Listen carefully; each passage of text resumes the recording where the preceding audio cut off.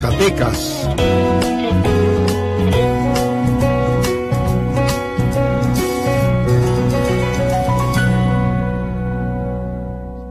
Para sorprenderlo con un invitado especial esta noche, estamos en diálogos. Yo hice un pequeño ajuste para poder entrar con él porque tiene una agenda que ahorita le voy a contar, es impresionante. Hablaba con mi invitado reciente a diálogos acerca de personajes que trascienden su nivel local y van a lo nacional, y este es el caso del invitado que tengo esta noche conmigo y que quiero que usted siga la conversación y si no, la busque el próximo jueves a las 6 de la tarde y también en página silviamontes.com.mx. Ya sabe que llegamos por el canal 15 de señal abierta, por el 135 de Cablecom, por el 20 de TV Fresnillo y por supuesto por nuestra página de Facebook 15, canal 15 Zacatecas. Bueno, esto es un adicional. Yo lo que quiero es darle la bienvenida al doctor Marcos Ibarra Infante, que es, ahorita me va a decir qué es. Bienvenido a tu programa. Silvia, muchas gracias por invitarme. Bienvenido gracias. También. Saludos a todos. Bienvenido a tu casa Zacatecas. Gracias. Porque mira, tú estás haciendo trabajo de impacto nacional, Marcos, y es muy importante que sepamos en Zacatecas que tenemos paisanos con ese perfil y con ese nivel. Dile a la gente que nos sigue qué haces. Bueno, primero que nada, un saludo, muy buenas noches. Me da mucho gusto estar con ustedes en esta época tan especial, con fechas tan significativas. Gracias, Silva, por la oportunidad. Bueno, en este momento yo tengo la oportunidad de colaborar con la maestra Rosario Robles. Soy el coordinador de delegados de la SEDATU. Esta es una responsabilidad muy importante porque, bueno, además de tener bajo mi cargo a estos 32 delegados de todo el país, de una secretaría tan importante como es la SEDATU, pues también me toca estar en la parte de la coordinación de las giras de la señora secretaria. Y bueno, es una tarea de verdad muy intensa, una tarea muy fuerte, de mucho trabajo, pero la verdad muy satisfactoria. Y desde luego siempre que tengo la oportunidad, pues me gusta venir a mi tierra, no solamente de paseo, créeme, sino a traer gestiones y a dar resultados muy concretos. Y desde luego, pues muchas gracias por esta oportunidad. ¿Qué representa Zacatecas para ti en este escenario que te plantea tu profesión nacional y qué te permite contrarrestar y observar capitales de diferente lugar, ciudades, puntos de la República Mexicana, porque te mueves por todo el país? Comentábamos fuera de cámaras que por lo menos 7 vueltas le has dado ya al país. ¿Y cómo sientes a Zacatecas cuando andas en ese nivel y en ese mundo de trabajo? Bueno, déjame platicarte, Silvia, que además de esta responsabilidad ahorita en la SEDATU, yo tuve la responsabilidad también, acompañando a la maestra Rosario Robles, de estar en la Sedesol, en una tarea también con delegaciones. Entonces, en las dos responsabilidades, tanto en Sedesol como ahora en SEDATU, pues hemos recorrido todo el país. Ahorita particularmente en la SEDATU, te comento que yo tengo, la SEDATU trabaja 3 grandes líneas, 3 grandes temas. De manera muy resumida te lo voy a decir, aunque digo, esto implica atrás de eso muchísimo trabajo, pero una tiene que ver con la regularización de la tierra, con buscar la propiedad de la tierra, con cuidar la propiedad de la tierra, sobre todo toda la tierra ejidal y comunal. Esa responsabilidad es parte de la SEDATU. La segunda gran línea es todo lo que tiene que ver con vivienda, que eso es bien importante. Eso lo hacemos nosotros, con vivienda para la gente de escasos recursos, con subsidios de vivienda para la gente de clase media, y desde luego también cuidamos todo lo que tiene que ver con el ordenamiento territorial y el desarrollo urbano. Y la tercera gran vertiente tiene que ver con infraestructura, con cuestiones de parques, con cuestiones de carreteras, de caminos, de alumbrado público, y ahí también se inscribe el tema del fondo minero. Entonces, con este contexto, yo he tenido la oportunidad, como bien señalas, de conocer muchas experiencias en todo el país, experiencias tanto exitosas como negativas, y la verdad es que eso también me ha permitido empezar a ver, llamémoslo, ventanas de oportunidad que podemos aplicar desde luego en el estado de Zacatecas y pues mucho más en un municipio tan importante como es el de Zacatecas, con tanto potencial. Marcos, me interesa saber cómo llegas a esos niveles y cómo fue tu formación desde muy jovencito en Zacatecas. Yo sé que vienes de la cultura del trabajo. Este es un lugar común del que a veces abusamos, cultura del trabajo, esfuerzo personal, pero creo que tú encarnas muy bien lo que esto significa. A ver, incluso tengo una anécdota y tú me vas a decir si es cierto o me lo contaron mal. Me dijeron que cuando estabas bien joven, descubriste que los restaurantes elegantes de la Ciudad de México gustaban de servir el platillo de los escamoles y tú distribuiste y tú te empezaste a volver proveedor de escamoles. Dije yo, ¿cómo el coordinador nacional de delegados de la SEDATU tiene esa experiencia a su haber? ¿Es verdad? Bueno, mira, yo vengo, la verdad, como muchas familias típicas de Zacatecas, de unos padres que son profesionistas, que ellos a su vez pues tuvieron todo un proceso de esfuerzo. Ellos estudiaron en la normal nocturna. ¿Maestros? Maestros los dos, después estudiaron en el Tecnológico Regional, ambos, después entraron a ser profesores. Entonces, toda esa formación a mí me llevó pues siempre a tratar de dar buenos rendimientos académicos, porque bueno, pues no era sencillo para nosotros en la familia pues poder mantener eso. Después pues estudié 2 carreras, estudié contaduría y estudié economía. También estudié durante cerca de 6 años música clásica en la escuela de música. ¿Cómo crees? Sí, tuve la oportunidad de estar estudiando, fue algo que también me ayudó mucho, porque gracias a mis estudios en música se me facilitó mucho participar en la Olimpiada Nacional de Matemáticas. Fui representante de Zacatecas en la Olimpiada Nacional de Matemáticas. ¿En qué año? Como en el 93, 94, joven, saliendo de la prepa. Tenías unos 18 saliendo años. de la prepa. Pero fíjate todo lo que me estás diciendo, tú no te das cuenta porque tú traes el ritmo de la Ciudad de México. Sí, claro. Entonces me empiezas a decir todas esas cosas, pero yo voy cachándolas y ve qué perfil. Gracias. Contador, economista, sí. la música, las matemáticas. Sí, la verdad es que siempre se me facilitó, pero bueno, al final del día, terminando mi carrera, justo cuando estaba terminando las 2 carreras, me encontré una pasión muy importante, que era la administración pública, y la verdad fue lo que me llenó. Yo fui regidor en 1998, de ahí empezó toda mi carrera en la administración pública. Ya casi voy a cumplir pues casi 16, 17 años con experiencia en el sector público. Estuve en el municipio, estuve en el estado, pero desde luego yo soy un convencido de que hay que combinar tanto la experiencia académica con la práctica, con los resultados en territorio, porque si bien te sirve mucho tener una formación académica, si no lo comparas con el territorio, si no vas y no caminas las calles, si no vas y no tocas puertas, a veces pierdes la noción de la realidad.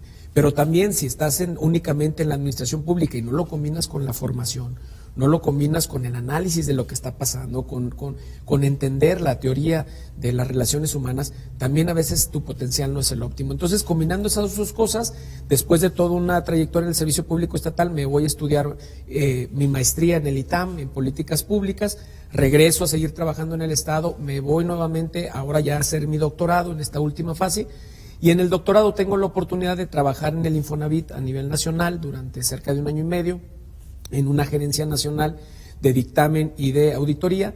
Después de ahí entro a la SEDESOL, en el área de delegaciones, y de ahí pues la secretaria Robles nos da el honor y la posibilidad de acompañarla en la SEDATU ya como titular de la coordinación de delegaciones, y siempre tratando de superarme, de ayudar, de dar el ejemplo a mi familia de que las cosas sí se pueden hacer. Así de rápido, Marco.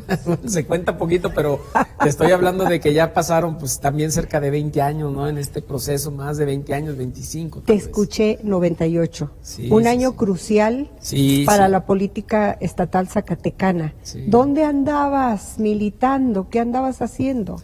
Mira, yo en el 98 empecé mi actividad política por la parte universitaria. Ajá. A mí me da mucho orgullo comentarlo, porque yo empecé a organizarme y con mis alumnos, con mis compañeros, alumnos de la Facultad de Contaduría y Administración, y en aquel tiempo coordinamos y implementamos el primer simposio nacional de Contaduría y Administración. ¿Qué es eso? Entonces, es un congreso que se hace ya ahora cada año. Déjame te digo que tengo el orgullo de haberlo yo fundado junto con mis compañeros de generación, y ahorita ya vamos, este año que entra va a ser el número 20, el simposio número 20 que se realiza. O sea, ya se quedó de planta ese simposio, pero antes no había.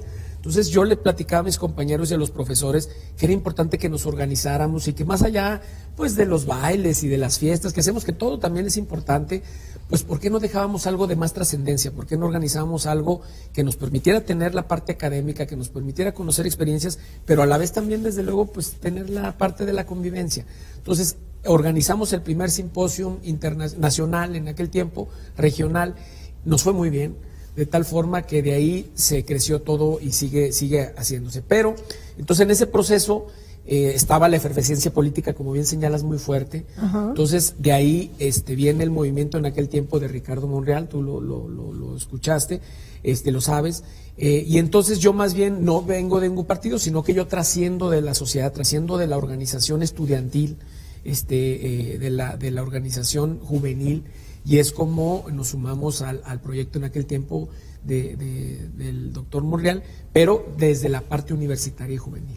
Es interesante para muchas personas ese momento en Zacatecas. Claro. Fue importante, le permitió a muchos una participación en un movimiento que hizo historia, que cambió el rumbo, que también generó situaciones lamentables, divisiones que todavía no se resuelven, pero yo estoy convencida de que fue una etapa muy productiva para muchos, y quienes estuvieron entonces, yo les otorgo como un plus para decir, es gente que sabe trabajar, Marcos, y yo quiero enfatizar mucho para quien nos está escuchando, que tú eres un hombre que sabe trabajar y que sabe vincularse con la gente, y que tienes un rasgo que a mí me parece importante, eres una persona muy sencilla. Gracias. Porque quien está trabajando como lo haces tú, donde andas tú, de repente se vuelven inalcanzables. Fíjate que yo agradezco mucho toda la experiencia que he tenido en ese periodo precisamente que tú señalas del 98 y lo que seguía. A mí me tocaba ir a tocar puertas, ir a convencer de la posibilidad de un cambio que en aquel momento requería el Estado, ¿no? Y más allá de partidos e ideologías, yo creo que coincidimos muchas generaciones en la necesidad de mejorar como municipios, como estados, como sociedad. Entonces, desde ese momento que yo empezaba a ir a tocar, empecé a escuchar a la gente, me tocó recorrer el estado varias veces, tocando puertas, caminando en las calles, y luego tengo la fortuna de en esta responsabilidad de conocer a una líder como Rosario Robles, que la verdad es incansable. Para mí es impresionante cuando organizamos las giras, como en la mañana puede estar en la Sierra de Guerrero, en la tarde puede estar dando un campanazo en la Casa de Bolsa por algún tema de vivienda. Entonces yo he aprendido mucho de esos ejemplos de liderazgo. Entonces la verdad, para nosotros y todos los delegados, yo se los digo, no podemos tener excusa, no podemos tener excusa de no estar en el rincón más alejado de cada municipio llevando los apoyos que tiene la SEDATU. Entonces eso me ha servido mucho como escuela, y por eso también a mí me da mucho gusto siempre que vengo a mi estado, porque yo creo que podemos hacer la diferencia. A mí me encanta estar caminando las calles, me encanta estar con la gente, independientemente de que desde luego pues también tengo que hacer mi labor administrativa de funcionario allá en las oficinas de Reforma. La verdad siempre para mí es más placentero venir y caminar las calles. Y te preguntaba hace un ratito la diferencia de Zacatecas con otras entidades, sobre todo capitales de la República Mexicana. ¿Cómo andamos, Marcos? Todavía tenemos muchos rezagos y todavía hay mucho trabajo por hacer, y yo agrego, necesitamos, es una opinión muy personal, gente como tú, con esa experiencia y con esas capacidades ya probadas para darle a Zacatecas el impulso. O sea, yo sé que haces cosas por Zacatecas donde andas, pero nos hacen falta más Marcos Ibarra que estén muy bien relacionados en México y que le traigan algo a Zacatecas. Entonces, me gustaría que me dieras tu opinión de cómo observas esta tierra. Yo creo que uno de los temas fundamentales para el Estado, y por ejemplo en el caso específico de la capital, es que debemos de pensar en dos grandes etapas, no solamente en el Zacatecas histórico, cultural, que eso es bien importante, pero sino que debemos pensar en que ese Zacatecas histórico y cultural puede ir más allá. Se puede convertir en una sociedad del conocimiento, se puede convertir en una sociedad o en un espacio público, dinámico, económico, conectado, comunicado, sustentable. Entonces tenemos que empezar a ver al municipio de Zacatecas como un centro dinámico, un centro que se estancó por algunas cosas. Y debemos empezar por la calidad de vida de la gente que ahí vive. Te comento, hace algunos días, bueno, pues antier, ya no sé en qué día estoy, ¿verdad? No en todo el país. No, ayer estaba, bueno, hoy en la mañana estaba en la Ciudad de México. Hasta quisiera agarrar dónde tienes la cuerda para decirte, regrésate tantito, Marcos. Estuvimos recorriendo el centro histórico con la señora presidenta, con Judith Guerrero. Sí, vi por ahí unas fotos, sí, qué bueno. ¿No? Y es impresionante cómo la verdad es que hay tanta pobreza en el centro. O O sea, ¿verdad? pareciera que no, porque obviamente nosotros vemos lo bonito y bueno, pues así está diseñado el centro para eso. Pero te estoy hablando que a 2 cuadras hay casas derrumbándose, hay techos de lámina, es complicado. Entonces yo creo que una primera tarea que tenemos importante es eso, y lo estamos haciendo, ya estamos dando resultados. Precisamente anunciamos en esa visita que acabamos de gestionar 5 millones de pesos para reactivar y mejorar las viviendas del centro histórico de estas familias. Y te digo por qué es importante, porque me ha tocado ver ejemplos, por lo que dices, en varios estados, donde la gente de más escasos recursos es a las que se le dan la mejor infraestructura. Yo estoy convencido y lo he visto, es que la mejor forma de combatir la inseguridad en las colonias más alejadas y más marginadas es dándoles las instalaciones más dignas. Es impresionante cómo he visto casos en Monterrey, he visto casos en Jalisco, donde en las colonias que están abajo de las faldas de los cerros, que son las más pobres, cuando tú les llevas las mejores canchas de fútbol, cuando les llevas las mejores instalaciones, cuando les llevas los mejores centros de desarrollo comunitario, con todo tipo de aulas para clases, para atención médica, inmediatamente se transforma la comunidad, porque realmente se sienten dignificados. Lo que no se vale es que esa gente más pobre, por el hecho de serlo, les lleves las cosas más deficientes, les lleves las infraestructura más débil. Eso es lo que no se vale. Yo creo que en la medida en que dignifiquemos estas colonias, vamos a transformar el rostro de la ciudad. Esa es una parte muy sensible y clave, porque sucede que por lo regular los gobiernos, todos hacen su mejor esfuerzo. Yo estoy convencida que no hay gobernante que no quiera trascender para bien, pero se centran mucho en el tema del centro histórico, especialmente en Zacatecas. Tenemos un centro histórico iluminado precioso, sí, por supuesto, pero hay casas ahí de la parte iluminada que son ya nada más la fachada y que se están derrumbando. Sí. O sea, Zacatecas hay que, yo diría, hacerle un rescate. Bueno, hay proyectos para hacerlo en estos momentos precisamente, y qué bueno, qué bueno. Entonces, hay mucho por hacer por Zacatecas, y me gusta que servidores públicos como tú, que tienen las relaciones en la Ciudad de México, no se olviden de su tierra de origen. Sí. Tú eres zacatecano, Marcos. Sí, es correcto, y la verdad es que es un reto muy importante. Mira, platicaba precisamente con Judith, con la presidenta, ella realmente está preocupada. Es un tema muy difícil, tan solo hablar de todo lo que tiene que ver con las bóvedas, que tú ya lo has visto, hay ahí por ahí circulando mucha información. Es un tema muy complejo, es un tema de muchos millones de pesos, pero que también, si no lo abordamos de manera inmediata y urgente, podemos tener consecuencias fatales. Entonces, por eso, lo que se requiere ahorita es mucha gestión. Y yo lo que le decía a Judith, y desde luego también lo platicaba con el gobernador, que yo estoy a sus órdenes, toda la experiencia que hemos adquirido en los temas de gestión, todo el conocimiento de los programas, de las secretarías, de todo eso, yo lo pongo a disposición del Estado, yo lo estoy buscando, yo lo estoy haciendo con mucho gusto, porque la verdad se requiere mucho apoyo, se requiere hacer muchas cosas y tenemos que hacerlas muy rápido. Entonces, pues sí, y más, desde luego, mi responsabilidad me obliga a ser equitativo con todos, porque luego los delegados me reclaman, ¿no? Que siempre traigo a Zacatecas ahí. Pero desde luego, pues nuestro corazón está en Zacatecas, nuestro origen, y bueno, pues en la medida que podemos, siempre cuidando la normatividad aplicable, todo lo que, las estadísticas y las prioridades, siempre vamos a estar ayudando a nuestro Estado. Ahora cuéntame cómo es un día de trabajo del Coordinador Nacional de Delegados, digamos, un día tranquilo y un día intenso. Pues mira, en general todos mis días son intensos, ¿no? Te hago la pregunta por esto, porque mira, la gente necesita conocer servidores públicos muy activos, ¿sí? No queremos ya servidores públicos que, mira qué expresión tan simple, pero que se la pasan como nadando de pechito. Ahí suavecita la cosa, no pasa nada, tranquilamente, mucha burocracia, tranquila la cosa. No, por eso quiero que me cuentes cómo son tus días. Intensos, dijiste. Mira, yo tengo como 2 reglas muy claras, 2 en la vida personal y 2 en la vida profesional. En la vida personal, las 2 reglas que siempre trato de cumplir, siempre y cuando, dependiendo de mis viajes, porque a veces los vuelos salen muy temprano, siempre viajo, cuando viajo a las 6 de la mañana, los vuelos así son, Pero cuando no me toca viajar, una de mis reglas es yo prepararle el desayuno a mis niños, yo llevarlos a la escuela en la medida de lo posible y estar ahí con ellos. Y el otro es hacer una sesión de ejercicio. Siempre es bien importante porque la verdad, si no estamos físicamente bien, de salud bien, también a veces somos un poco más deficientes para rendir en nuestros trabajos. Entonces, esas dos reglas siempre las trato de cumplir, ya sea mañana, mediodía o en la tarde. Tratamos de activarnos y desde luego llevar a mis niños a la escuela, darles de desayunar, hacerles su jugo, ellos ya lo saben, eso es de cajón.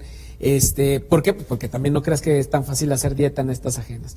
Y en la parte profesional, dos cosas son fundamentales. Uno, ser muy ejecutivo en todo lo que hago, porque sabes que luego a veces tenemos como que la tradición hacer reuniones de horas y horas y horas, cuando realmente siendo muy concretos y muy puntuales las puedes resolver en 20 minutos. Y no es que quieras no atender a la gente y no escucharla, o no atender a los compañeros y a los funcionarios, sino que al final luego la guerra de egos y la guerra de catarsis nos hace perder muchísimo tiempo. Y eso no es posible. Entonces, una es hacer agendas muy claras, muy puntuales, y dos, siempre dar resultados. Yo siempre tengo una agenda de planeación semanal. No la puedo hacer más porque pues nuestra agenda siempre está sujeta obviamente a las instrucciones de la secretaria, pero siempre trato de que cada semana que termine evaluar los resultados que dimos, y mi equipo lo sabe, mi equipo sabe que cada semana tenemos que ver qué resultados dimos, y cuando no hay un resultado puntual siempre pues es un foco de alarma y lo avanzamos. Déjame platicarte que precisamente una de las razones por la que la secretaria pues le interesó mucho que le pudiera yo seguir apoyando, es porque desde Sedesol para los delegados yo implementé un semáforo. El semáforo nos permitía evaluar en rojo, verde o amarillo cuando los delegados estaban o no cumpliendo con sus tareas.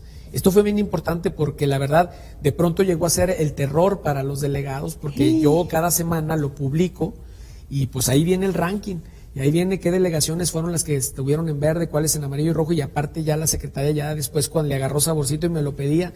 Entonces cada que iba a las giras me decía, a ver, aquí cómo andas, delegado, oye, pues estás en rojo por esto. Entonces eso lo seguimos implementando y eso desde luego nos obliga a ser muy puntuales, a dar resultados y resultados concretos. Y tienes tu propio semáforo. Sí, claro que sí. Empezando por el semáforo tuyo, de saber cómo voy, sí, porque... claro. Porque bueno, tener esta responsabilidad a nivel nacional, yo insisto, estar al pendiente de cada delegación de las entidades de la República, pues sí, fue una forma que suena muy sencilla, pero que es, así tiene que ser, Marcos, creo, la administración pública. Así tiene que ser. No entonces, puedes estarte quebrando la cabeza sin ir a ningún rumbo.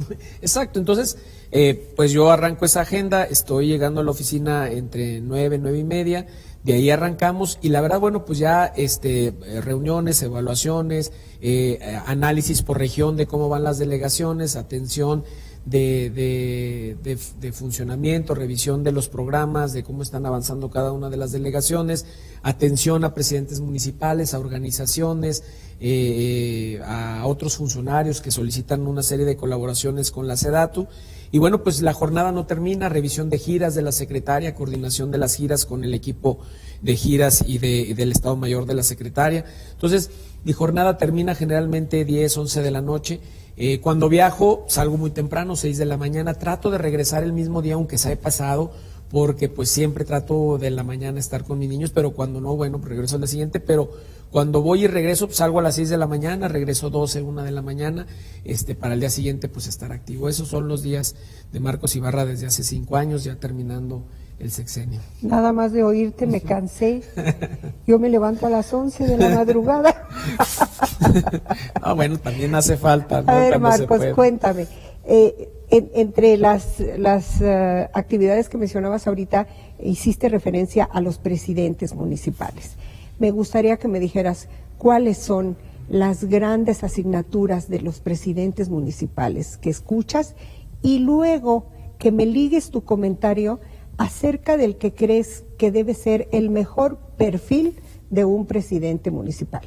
Claro, pues mira, los presidentes municipales en lo relacionado con nosotros tienen 3 grandes retos. Uno, el tema de la certeza jurídica de la tierra.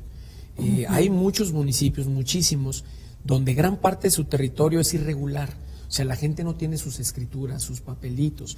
Y eso tiene dos impactos fundamentales. Uno, pues desde luego en las personas, en que la gente, luego ahí se andan peleando los hermanos con los papás porque nunca sacaron escrituras, no saben cómo quedaron. Luego también se prometen muchas invasiones, pero también porque si no tienes regularizada la propiedad de la tierra, después no puedes cobrar el impuesto predial.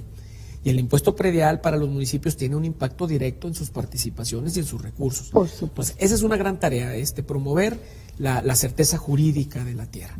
Luego, dos, toda la parte que tiene que ver con vivienda, infraestructura, pero los municipios más bien enfocados al tema del ordenamiento territorial. Esa es una asignatura pendiente en todo el país, es una asignatura muy difícil, porque muchas veces los presidentes municipales, cuando se levantan, ya empezó a crecer otro fraccionamiento y ni sabían, ni se enteran, ya creció toda una zona habitacional y entonces después esas constructoras o esas personas los obligan a poner los servicios cuando ellos ni siquiera los tenían contemplados ni en su presupuesto y mucho menos en sus planes de desarrollo. Entonces, el ordenamiento territorial es otra tarea fundamental. Y desde luego la tercera, pues es lo que tiene que ver con toda la infraestructura, iluminación, caminos, servicios de limpia. Entonces, en estos tres la SEDATU tiene mucha incidencia y bueno, pues son las principales preocupaciones de los presidentes municipales. Y ahora, en tu pregunta, yo creo que una de las principales tareas es pues ser gestor. La verdad es que ya los municipios ahorita, pues todo el entorno, los tres niveles de gobierno, cada vez los recursos son más escasos. Cada vez los compromisos son más grandes y los recursos son menos, el dinero menos alcanza, pero además recuerda que venimos de todo un proceso en muchas partes del país, no solo en Zacatecas, de que a los presidentes les dio por endeudarse y de pronto pues ya tú llegas al municipio y resulta que nada más traes un margen de más o menos 20%, pero que además pues uno de los temas que muchas veces sucede es que tú pagas tus compromisos políticos con nómina. Entonces, cuando llega un presidente municipal resulta que te dejan una nómina al doble de la anterior y entonces al final del día de $1 te terminan quedando 10 centavos para obra pública y entonces eso desde adentro no va a salir. La única forma en que un municipio pueda crecer es teniendo un sistema muy eficiente de gestión. Esa es la primera. Y dos, desde luego tener presidentes pues comprometidos, honestos y que sepan que el recurso público es para la gente y que no se vale que se lucre con el recurso de la gente que menos tiene. ¿Lucran algunos presidentes? ¿De qué forma? Pues mira, siempre hay temas ahí de cuestiones de desvíos, eso es un tema que le toca desde luego juzgar y perseguir a la Auditoría Superior, a la función pública, pero yo a lo que voy es que se requiere ahorita cada vez más en ser muy eficiente en la administración de los recursos, en todos los sentidos, porque como te comentaba, cada vez las necesidades son mayores, cada vez la población está creciendo, cada vez los requerimientos de servicios, de atención a la gente son mayores y si no eres organizado, si no eres eficiente en la gestión y en el ejercicio de los recursos, si no eres transparente, pues difícilmente vas a poder cumplir con ese gran reto. ¿Has encontrado en todos esos recorridos por la República Mexicana municipios ejemplares que pudieran darte una referencia acerca de lo muy bien hecho? Pues mira, hay muchos municipios que tienen sus ventajas y sus desventajas, pero por ejemplo municipios que te puedo decir que son organizados, por ejemplo Mérida es un municipio que ha crecido de manera muy importante y muy organizada. Tan hermosa en ciudad. Materia turística, porque supo combinar la parte histórica, la parte central con una nueva dinámica económica que le ha llevado a organizarse muy bien. Obviamente está en un destino envidiable de que a 30 minutos te estás en Progreso, que ya es playa, ¿no? Pero aún así han sabido combinar la parte histórica con la parte dinámica de la economía. Querétaro, desde luego, Wow. es también otro ejemplo de cómo han combinado la parte céntrica turística con la parte económica, agrícola, vitivinícola, etcétera, ¿no? Y ahí dentro de Querétaro, pues hay muchos municipios ejemplos, Ezequiel Montes, muchos más. Y así te puedo comentar varios ejemplos, pero al final del día lo que yo me he encontrado en este tema como patrón común es eso, capacidad gestora y planeación que se cumple. Porque mira, conocía a unos desarrolladores en Mérida y nos decían, ¿sabes por qué está creciendo mucho Yucatán y Mérida en particular?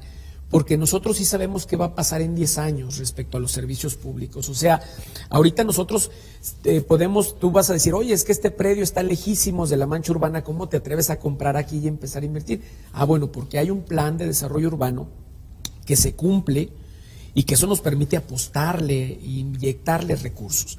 Pero si yo, por ejemplo, no tuviera la certeza de que se cumple un plan, pues entonces yo tendría la incertidumbre de que invertí aquí y de pronto resulta que la carretera iba para allá.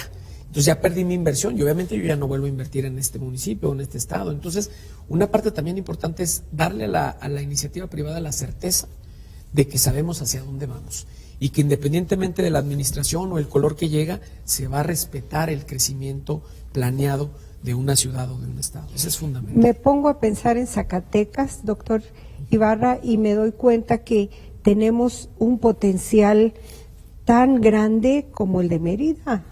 Sin duda. O sea, yo no creo, claro, destino de playa, claro, vas y llegas rápidamente a esos lugares, pero nosotros tenemos una joya.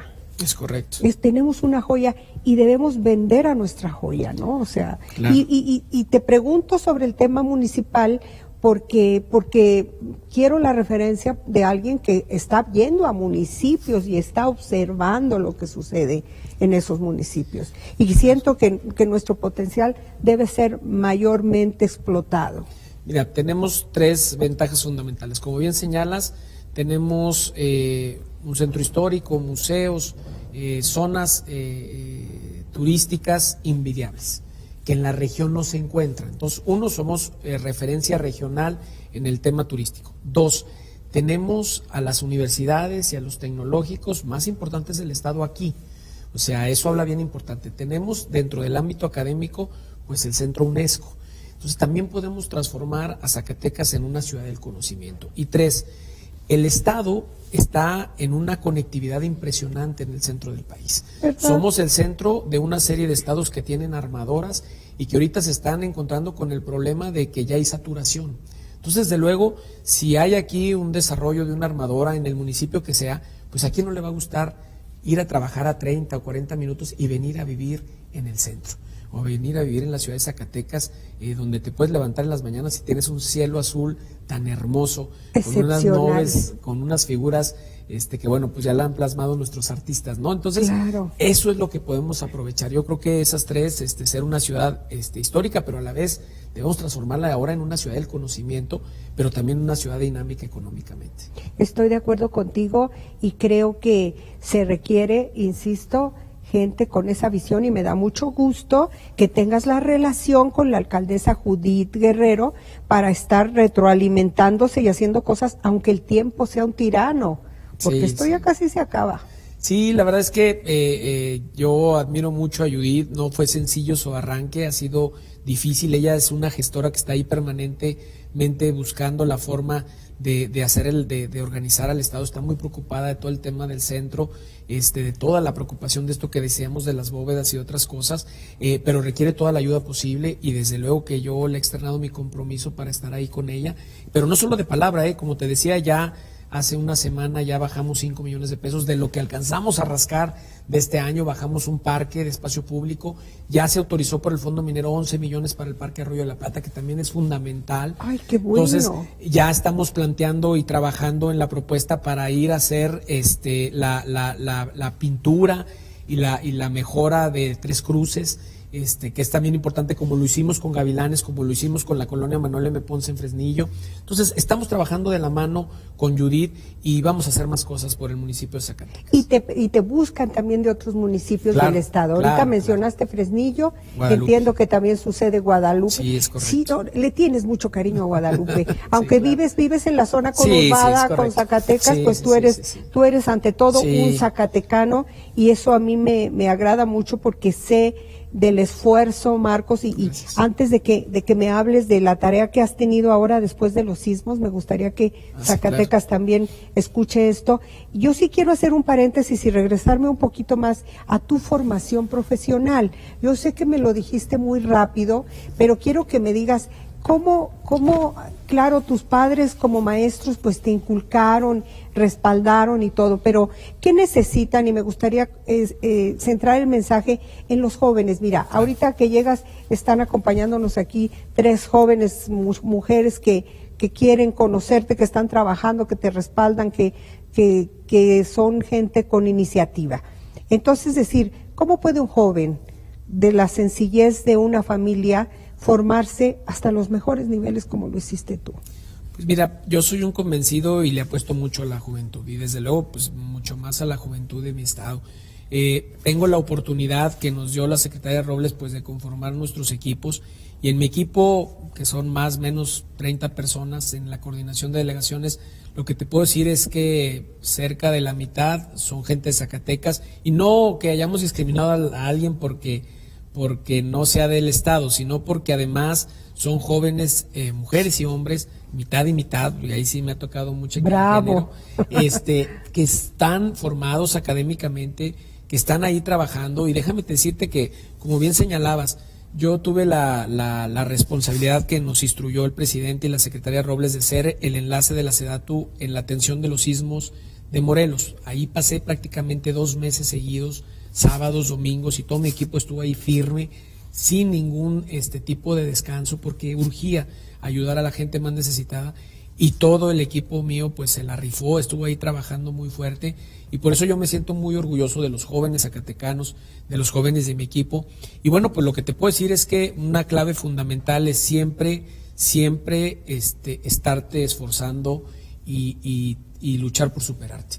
No te puedes sentir estancado. Si ya terminaste la licenciatura, hay que buscar superarte estudiando una maestría, una especialidad. Siempre hay que estarse preparando, eso es fundamental. Y sobre todo decirle a los jóvenes, es también fundamental combinar la formación académica con la experiencia profesional, es bien importante. A veces pareciera que no tienes fines de semana, no tienes espacio para convivir con los amigos o salirte, pero créeme que al final y al paso de los años vale la pena.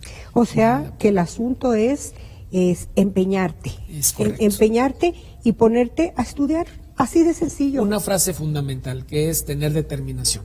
Y a mí se me quedó grabada una frase que encontré desde muy joven, anónima, que decía que la carrera no siempre la ganan los más veloces, sino los que se mantienen corriendo.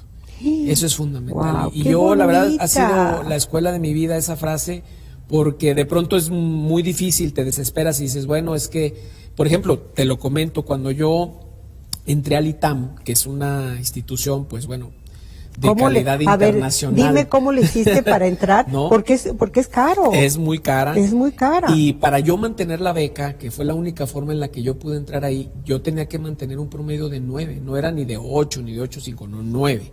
Híjole. Y además es una institución muy exigente en materia de matemáticas y en materia de economía y en materia de econometría y otras materias que tienen que ver con mucho cálculo, con muchas matemáticas. Entonces, la verdad, para mí fue muy difícil porque es una escuela realmente exigente. Sí. No digo, bueno, pues hay ahí un precandidato que de ahí salió y varios funcionarios de la administración pública que de ahí egresaron. Y déjame hacer un paréntesis. Hay algunos personajes de izquierda que hacen pedazos a los egresados del ITAM que están ocupando espacios públicos, de servicio público. Claro. Dicen, son personas con un perfil neoliberal, que va la etiqueta, que le han hecho daño a México.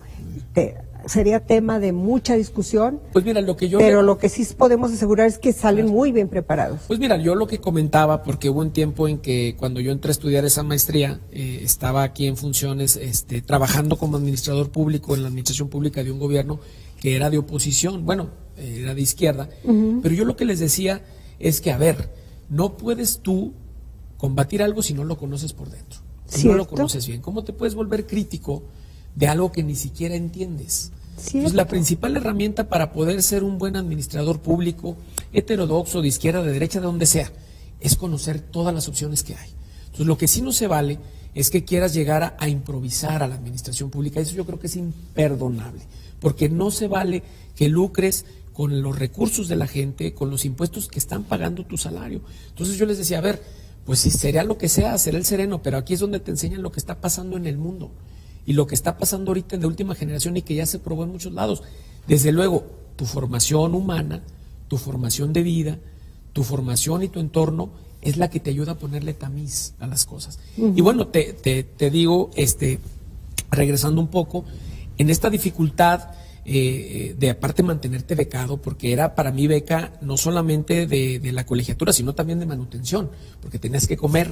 Entonces obviamente yo ya a esas alturas se me hacía muy difícil pedirle a mis padres a ayudarme, pues ya venían mis hermanos atrás y mi compromiso era que los siguiera ayudando a ellos. Entonces mi regla de vida en esos 2 años es, yo no me levanto al día si no he estudiado 6 horas diarias. Entonces sábados, domingos, yo estudiaba 6 horas diarias, pasara lo que pasara.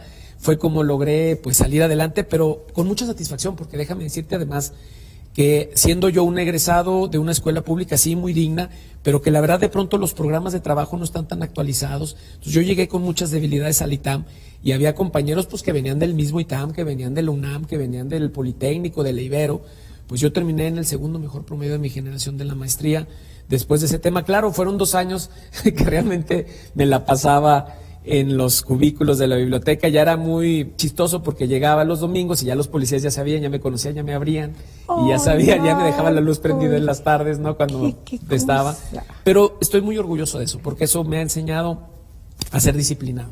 Eso es algo fundamental, porque yo creo que una parte fundamental de la administración pública es también ser disciplinado, porque si no tienes una regla de estar, de atender, de tú mismo organizarte, difícilmente puedes dar resultados eficientes. Algo me decía que te tenía que hacer la pregunta, ya ves, intuición periodística, porque fíjate, imagínate estudiar 6 horas, hay quien no quiere estudiar ni 15 minutos, Pues por sí. el amor, así no se puede. Pues sí. Tuve hace 2 programas aquí, bueno, lo grabamos en otro lugar, a un muchacho zacatecano que tuvo la oportunidad de obtener beca para licenciatura, maestría y posgrado, ya el posgrado en Harvard.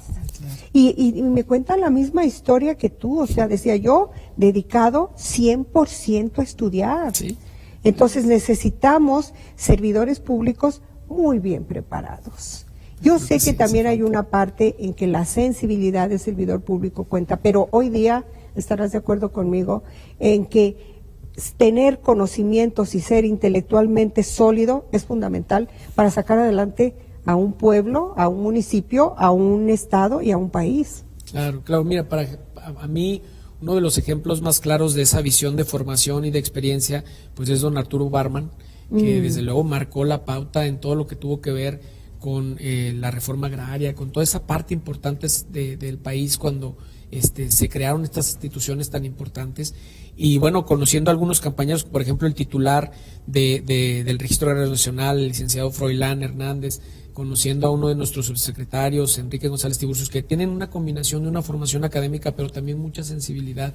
Y en la práctica yo he aprendido mucho eso, que tienes que aprender, tienes que saber, o sea, no se vale improvisar, tienes que tener formación, pero también tienes que tener experiencia, y eso es una combinación fundamental ahora, porque los retos cada vez son mayores. Sí. Ahorita el gran reto que tenemos pues son los temas de inseguridad, pero también sigue estando presente el tema de la pobreza, Sí. sigue estando presente el problema de la desintegración familiar y desde luego el tema del empleo.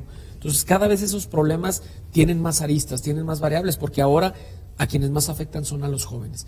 A jóvenes que además cada vez, y con mucha razón, tienen cada vez ambiciones de tener buenos salarios, de tener condiciones de empleo dignas, de tener condiciones de empleo cómodas. Entonces ahora no solamente es que le consigas un empleo a los jóvenes, sino que tiene que ser además un empleo que cumpla con sus expectativas de vida.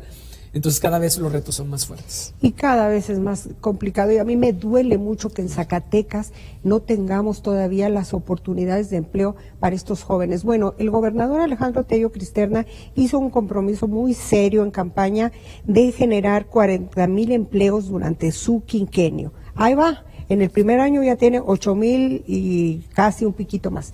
Es una meta fuerte, pero es muy necesario porque no hay cosa más dolorosa, doctor Ibarra, que ver a los jóvenes estudiando, preparándose, esforzándose y al final no tener ni dónde o tener que emigrar. Pues tú eres un caso, te tuviste que ir, ¿no? Sí, sí. Pero nunca te olvidaste de tu tierra. Claro. Y eso me da mucho gusto. Bueno, por cierto, ¿la maestría en qué fue? En políticas públicas. Ay, mira, Y excelente. mi doctorado fue en administración.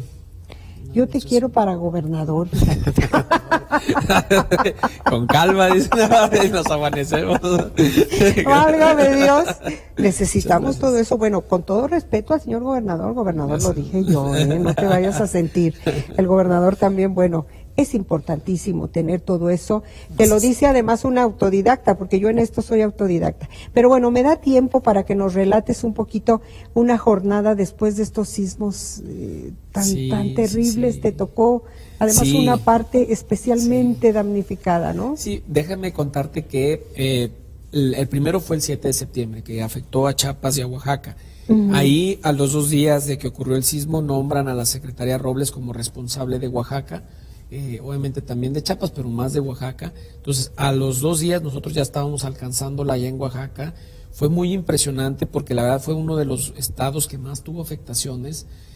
Fue muy difícil porque llegabas, es como si llegaras a Tres Cruces y estuviera todo caído, todo Tres Cruces. O sea, fueron allá tan solo en Oaxaca cerca de 16,000 viviendas dañadas totalmente o más.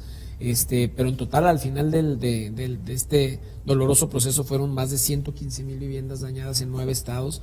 Entonces fue muy difícil, pero también a mí, y yo lo comento cada que puedo, me ayudó a observar lo mejor y lo peor del ser humano y del ser mexicano. ¿También lo peor? Sí, claro, porque nos tocó ver ya después en los del 19 de septiembre, cuando pasa lo de Ciudad de México, de Morelos, de Puebla, de Estado de México, de Tlaxcala, de Guerrero, una parte de Veracruz, pues fue muy difícil. A mí me agarró el temblor en Oaxaca, estábamos precisamente aterrizando con el presidente porque íbamos a hacer una reunión de evaluación con él y empieza a temblar en Oaxaca. A mí me quedó muy grabado porque yo le estaba hablando a mi esposa y si tembló aquí, tarda 20 segundos en llegar allá a Ciudad de México. Y cuando le hablo me dice, no, es que aquí ya está temblando porque el epicentro no fue en Oaxaca, fue en Jojutla, en Morelos. Dios mío. Entonces, pues empezamos a ver las noticias, todo lo que estaba pasando, todo lo que ustedes conocieron en los medios de comunicación. Y pues bueno, pues nos regresamos. Y fue muy importante la decisión del presidente de la República porque a mí se me quedó también muy grabado cómo la gente de los funcionarios de Oaxaca que estaban ahí cuando estaba temblando y empezaron a ver lo que pasó en la Ciudad de México y empezaron a ver cómo nos empezamos a movilizar, dijeron, nos van a olvidar. Porque siempre al final del día lo más importante es la capital. Por eso fue muy importante que el presidente tomara la decisión de quienes estábamos ya en Oaxaca nos regresáramos a Oaxaca, como el caso de la secretaria, y no nos moviéramos de ahí hasta que estuviéramos ya como ahorita en la etapa de resultados. A mí en ese proceso me dice la secretaria, ¿sabes qué? Tú vete al DF y a Morelos. Estuve en el DF y en Morelos los primeros días, después ya nada más me dejó el estado de Morelos como responsable.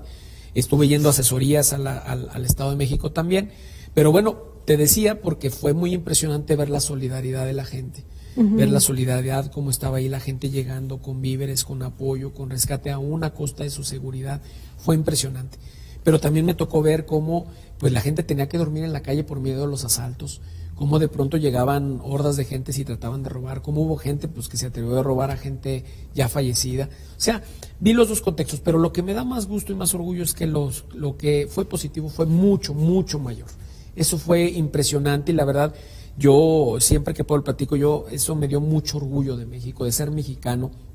Desde luego, aunque no nos tocó pues de ser zacatecano, pero ser mexicano en particular me dio mucho orgullo, porque era impresionante ver esas jornadas. Me tocó un par de veces cuando caminando las calles, la gente llorando se acercaba a la secretaria, pues platicándole sus penas, pero después de que llegaba el apoyo y que nos ponamos de acuerdo todos, cantar el himno nacional, se me ponía la piel chinita, la verdad impresionante.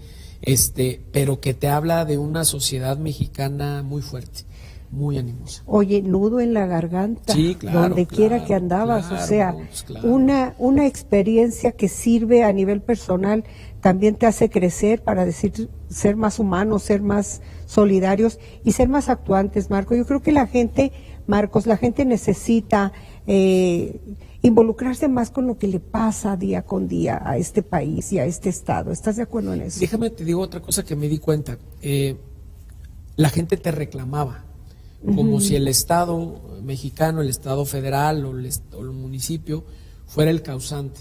Luego muchos compañeros que estamos en esta política no nos gusta que nos critiquen, que nos digan. Yo ahí aprendí una lección muy importante de la secretaria, porque la verdad ella escuchaba estoica, y lo que platicamos después de esas críticas, de esos a veces insultos, es que la gente está cansada. Claro. Y que esta catarsis es normal. O sea, son años y años de que pronto estaban en el olvido, de que han estado marginados. Entonces es normal. Y a quienes no les guste eso, pues que no se dedique a la política. Por eso a mí me encantó, la verdad, caminar, escuchar a la gente y a veces tenemos que hacerlo porque la verdad la gente se lo merece, requiere eso. Entonces, que no le guste recibir críticas, que no le guste que la gente le reclame o le diga lo que es, pues la verdad no debe dedicarse a esto. Quien no le guste que le pidan. Es correcto.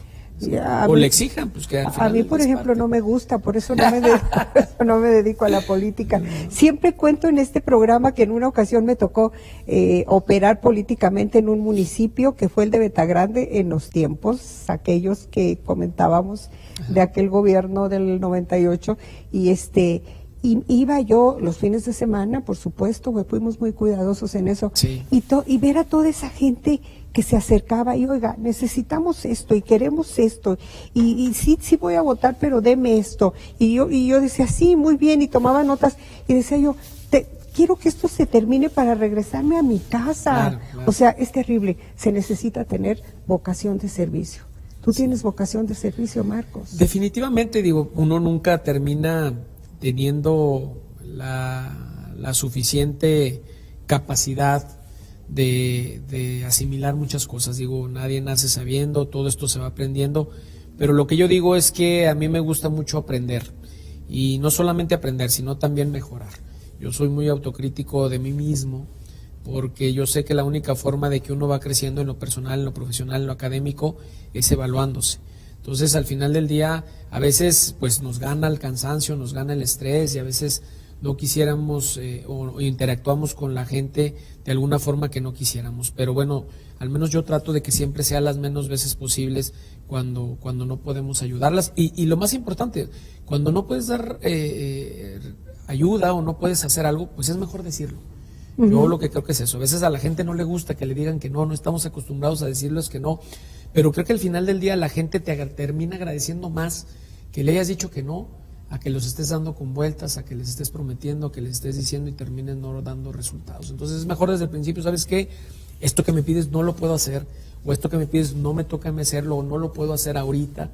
Entonces mejor decirles eso que darles más. Y tal vez ofrecerles una alternativa viable en ese momento, de alguna manera resolverlo. Es correcto. Oye, Marcos Ibarra, yo sé que fui muy abrupta al candidatearte para gobernador de mi estado, pero yo quisiera ver en el gobierno del estado de Zacatecas gente con esa preparación y con esas experiencias, incluso la experiencia durísima del sismo, claro, te hace crecer y todo, pero sí te quiero preguntar.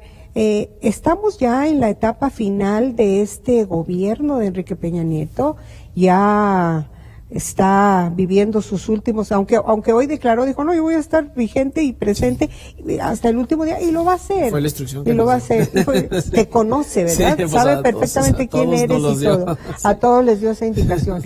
Pero yo quiero pensar que sí consideras a Zacatecas como alternativa, o de plano tú prefieres seguir en aquel universo extraordinario que ya conoces. No, bueno, lo primero que debo decirte es que nosotros estamos en estrecha coordinación con el señor gobernador Alejandro Tello. La verdad es que hemos hecho muy buen equipo haciendo diversas gestiones desde el año pasado. Él también ha hecho muy buen clic con nuestra jefa, la secretaria Rosario Robles, no en vano. Yo lo he comentado en varios foros, Zacatecas es uno de los estados que durante su periodo como secretaria de SEDATU es de los que más ha visitado. Eso es bien importante. Digo, desde el periodo anterior, el gobernador anterior de Zacatecas y también con el actual, juntando a ambos, es uno de los estados que más ha visitado, eso es importante decirlo. Entonces, Rosario Robles es una aliada de Zacatecas. Sí. Y bueno, pues yendo a tu pregunta, desde luego que me interesa a mí regresar a mi estado. Estar en la federación es una experiencia muy importante, pero ¿sabes qué? Yo sí tengo dentro de mi proyecto de vida personal aportarle a mi estado. Yo creo que al final del día la formación académica o cuando empecé en esta tarea, pues siempre fue pensando en estar aquí, en coadyuvar aquí y sobre todo creo que tengo algunas ideas y propuestas que cuando sea su momento creo que podemos aplicar y desarrollar, porque a mí la verdad me da pues tristeza que muchas cosas que sí hemos hecho en otros lugares en el país no se hayan hecho en Zacatecas, y yo estoy convencido de que sí se pueden hacer muchas cosas aquí, desde luego colaborando y coordinándonos con las autoridades actuales, y pues sí, yo desde luego quiero regresar a mi estado y quiero estar sirviéndole a la gente de mi estado de Zacatecas y del municipio de Zacatecas, desde luego, cuando haya esa posibilidad desde la trinchera en la que estemos. Y a pesar de las limitaciones, porque yo he conocido y he escuchado, imagínate, doctor, tantos años de tratar con políticos y ver lo que opinan y lo que dicen y sus aspiraciones y sus sueños y sus metas. Y he escuchado a quien dice, es que ni vale la pena porque no hay recursos, está muy complicado el tema de la seguridad, sí me gustaría, pero no hay condiciones. Pues yo pienso que esas personas que actúan de esa manera, les falta el componente del valor para afrontar retos fuertes. Pues mira, ninguna tarea es sencilla. Déjame decirte que también en la SEDATU fue difícil. El primer año que estuvimos ahí en el 2015 rumbo a 2016 tuvimos un primer recorte por el tema de la economía nacional de cerca del 35%. Sí, hombre. A finales del año y a principios de este 2017 tuvimos otro recorte cerca del 40%. Yo tuve que notificarle a mis delegados de un recorte personal del 70% de su gente. ¡Qué barbaridad! No ha sido sencillo, ha sido muy difícil. Ahorita todavía estamos batallando con unos temas de nómina y de otras cosas, no es sencillo, pero bueno, pues al final del día lo más importante es que no dejes de atender a la gente, no dejes de bajar los programas, los proyectos, y bueno, pues nadie dijo que esto iba a ser fácil, ¿no? Si ya nos gustó, pues hay que entrarle. Y la verdad es que a veces creo que cuando las cosas son más difíciles es cuando ponemos más en sintonía nuestra creatividad y nuestra capacidad. Yo creo que cuando a veces estás en una situación cómoda, te instalas en una especie de zona de confort, y cuando los retos son fuertes, desde luego siempre también la gestión y la posibilidad son más fuertes. ¿Y cuáles crees que sean los grandes retos de Zacatecas? Pues mira, yo creo que como el símil de muchos lados, el primer reto pues importante es la generación de empleo. Como bien señalas, el gobernador ya tiene una ruta trazada, pero hay que ayudarle al gobernador, desde luego, hay que ser equipo con él. Entonces, una primera parte es el empleo, porque además el empleo tiene impacto en muchísimas más cosas. Dos, pues es el tema de la pobreza, ¿no? Que ese también es un tema muy importante. Tres, el tema de la educación, que es fundamental, y desde luego pues el tema de la seguridad, eso es algo fundamental, que al final del día estas cuatro cosas van concatenadas, van unidas, entonces hay que atenderlas todas al mismo tiempo, pero una tiene impacto en la otra, ¿no? Tener una sociedad más educada, con acceso a la educación, desde luego que te impacta en la seguridad. Tener una sociedad con empleo, con buen nivel de ingresos, desde luego que te impacta en la seguridad. Y desde luego tener seguridad a la vez te impacta en mejores condiciones económicas, porque las empresas llegan, el turismo llega. Entonces, esto se tiene que abordar de manera integral y simultánea. Muchas veces lo que sucede es que abordamos una sola cosa y descuidamos las otras. Yo lo que he visto es que los mejores ejercicios de administración pública es cuando los abordas todos al mismo tiempo y con temas muy claros de cómo se relacionan y quién tiene que hacer qué. Claro, definitivamente se requiere, yo insisto, se requieren perfiles como el tuyo.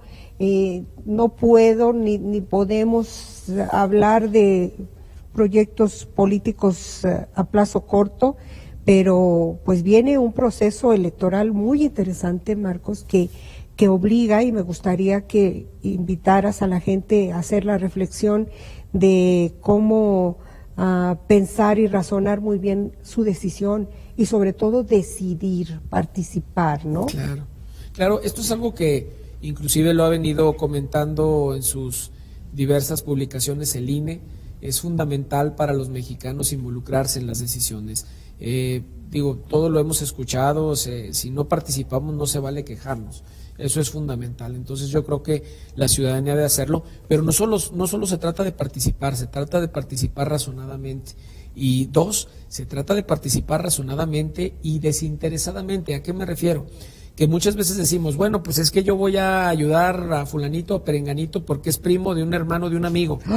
Pero lo más importante es decir, voy a ayudar voy a participar con perenganito porque está ofreciendo las posibilidades más viables de que mi barrio mejore, de que mi colonia mejore, de que mi municipio mejore, y en esa lógica el Estado y el país. Entonces, yo creo que también como ciudadanos tenemos una responsabilidad muy importante de entrar en otra dinámica, ¿no? En una dinámica, como te digo, de atención y sobre todo de interés colectivo, que mucho se ha perdido. Tenemos que actuar con la razón más que con el corazón, como nunca, ¿no?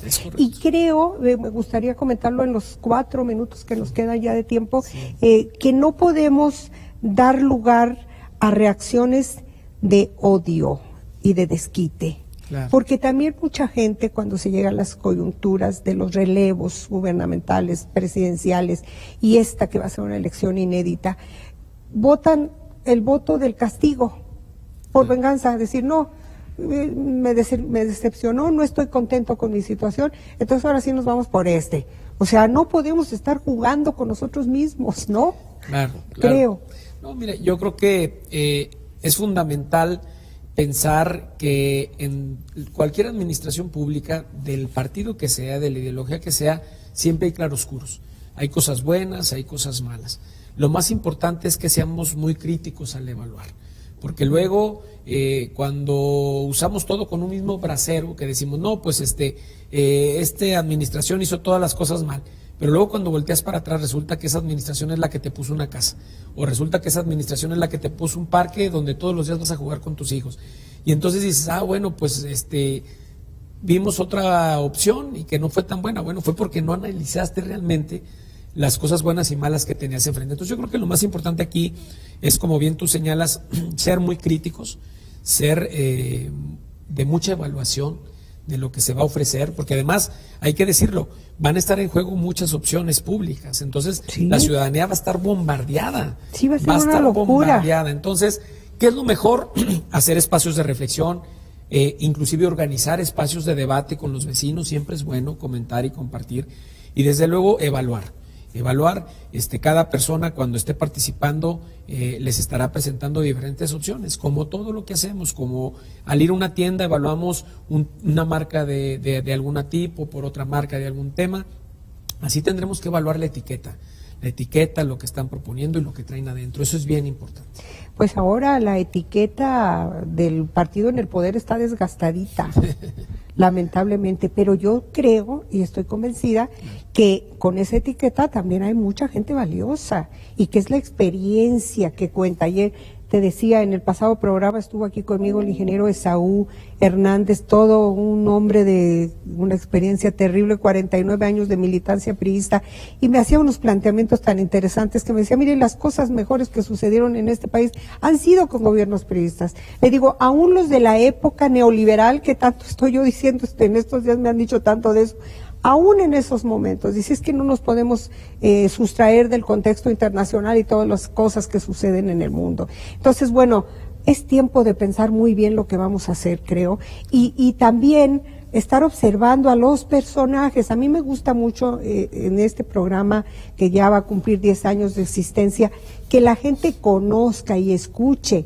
a los políticos, a los servidores públicos, a los que quieren seguir sirviendo, para que sepan, para que valoren, ¿no? Entonces, me siento privilegiada de tener este espacio extenso para que escuchen, para que vean, para que incluso mirar a los ojos, hasta eso es importante, Mario. Claro. Y no me dijiste lo de los escamoles. ¿Era bueno, cierto? Déjame te platico que cuando antes de irme a estudiar mi doctorado, bueno, ya antes de irme a estudiar, mi último trabajo aquí fue en la Secretaría de Desarrollo Económico, ¿no? Entonces ahí en la Secretaría de Desarrollo Económico me tocó apoyar muchos proyectos de microempresas y pequeñas empresas. Por ahí viene la historia. Me voy a estudiar mi doctorado allá, y entonces me buscan de ahí de la Secretaría pues para ayudarles, porque estaban batallando mucho con los productores de escamol, que es un producto que tú no pensarías que se hace en Zacatecas, ¿no?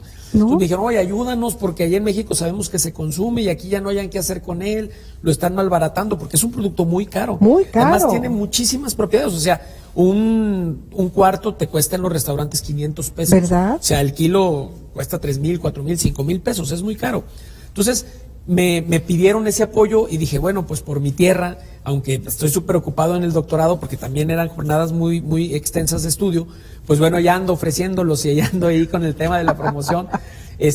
Fue muy chistoso porque ni siquiera los productores sabían cómo venderlo. Pues las primeras veces me lo mandaban en botes mantequeros y resulta que el escamol es muy delicado. Ay. Y entonces la parte de abajo pues se tronaban, se deshacían y terminabas cuando lo abrías pues toda la parte hecha pues jugo, pues la clara del huevito, ¿no? Claro. Y entonces llegaba a los restaurantes, te estoy hablando del Estoril, muchos muy famosos, perdón por el gol, pero bueno, muchos muy famosos y reconocidos allá en la Ciudad de México, de los más elegantes, que son los que venden. Los más exclusivos. Y me decían, no, pues joven, ¿cómo cree? Es que ya la mitad está está roto, pues es que lo que le sirve nomás, se sirven en proporciones de 100 gramos, congelado, en bolsas. Entonces les empecé a platicar a los productores de esa posibilidad y ya lo empezaron a hacer. Entonces yo les ayudé un poco con la experiencia práctica de cómo mejorar sus empaques, cómo mejorar los temas, ¿no? Claro. Eso Entonces, fue muy importante. No me lo contaron muy bien, porque yo pensaba que tú habías descubierto los escamoles y que entonces andabas así nada más. Pero como me ayudó, personal. obviamente yo les ayudé a colocarlos, les di ese consejo muy importante que la verdad, ese chef de ese restaurante, que es el Estoril, nunca me lo cobró. O sea, me dijo, mira, yo te recomiendo que los vendas a los restaurantes así, semicongelados. ¿Por qué? Porque él me decía, la merma en los restaurantes se cuida mucho. Nosotros no nos podemos arriesgar a comprarlo en botes grandes porque pues hay mucha merma. Claro. Es muy caro. Entonces, ármalo así. Entonces así fue como le ayudamos a los productores de escamol a posicionar ese producto. Muy bien. Quiero que me digas, ¿ya? Nos tenemos que ir ya. No, bueno, mira, pues mi sexto sentido. Fue un placer tenerte aquí. No te quiero dejar ir sin que lances un pequeño mensaje a los zacatecanos acerca, aunque ya lo estuvimos reflexionando, acerca de este tiempo y acerca de la responsabilidad de pensar en nuestro propio futuro. Pues bueno, yo los invito a que en estas épocas, que además son muy ad hoc, de reflexión, de estar con la familia, también los aprovechemos para pensar en el futuro que queremos para nuestro estado, para nuestro municipio. Y es muy importante porque no solamente está en esa reflexión lo que vamos a traer para nosotros mismos, sino también para nuestros hijos. La verdad que disfruten mucho estos tiempos de reflexión, de estar con la familia y que se la pasen de lo mejor. Desde luego, muchas gracias, Silvia, por la posibilidad. Muchas gracias por haber estado aquí, doctor Marcos Ibarra, por hacer un espacio en tu agenda. Yo también quiero desearle una excelente fecha navideña, pásesela bien, hágalo con su familia, cuídese mucho. Recuerde que este es el espacio de las conversaciones con calma para que usted reflexione. Yo insisto, no pierda de vista a este señor, es una persona con futuro. Te veo futuro. Muchísimas gracias, fue un placer servirlo. Recuerde usted que los jueves a las 6 de la tarde lo espero en Diálogos con Silvia Montes Montañez y que lo puede ver en la página silviamontes.com.mx. Gracias a Cristian Dávila que me estuvo asistiendo en controles. Hasta la próxima, muy amables. Diálogos con Silvia Montes, con los personajes que están haciendo historia en Zacatecas.